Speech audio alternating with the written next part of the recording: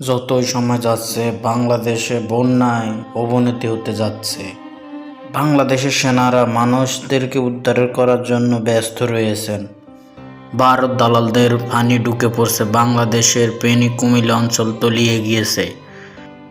হঠাৎ বন্যায় পরিস্থিতি তীব্র আকার ধারণ করেছে বাংলাদেশ ফেনী নোয়াখালী কুমিল্লা অঞ্চল। সবচেয়ে ভয়াবহ অবস্থা দাঁড়িয়েছে ফেনী, ফুলগাজী ও পরশুরাম ও ছাগলনাইয়া উপজেলা। বন্যা পানিতে তলিয়ে গেছে বাড়িঘর, রাস্তাঘাট, ফসল জমি।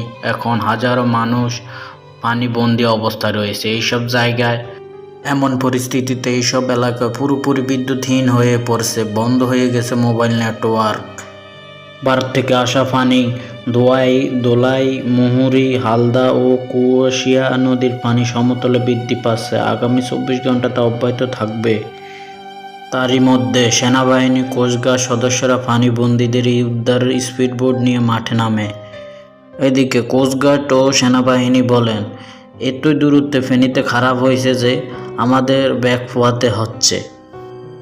ভারী বৃষ্টিতে পানি বাড়তে শুরু করে, আর মুহুরা, কুহুয়া ও সিলোনিয়া নদীতে বিভিন্ন স্থানে বাঁধে ভাঙা জায়গা স্থান দিয়ে লোকালয়ে পানি ঢুকতে শুরু করে। মঙ্গলবার সকাল থেকে বন্যা পরিস্থিতি অবনীত হয়। একে একে তলিয়ে যেতে থাকে পরশুরাম, ফুলগাজী ও ছাগলনাইয়া এলাকা।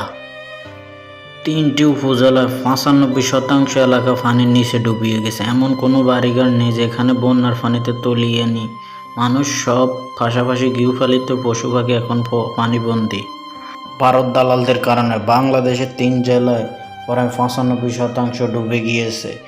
আর Bharat, Tripura, Dumuria hydro electric power project Dumuria gate খুলে দেওয়াতে বাংলাদেশে এমন স্রোত বইছে পানির, যা মানুষ দিশাহারা হয়ে পড়ছে।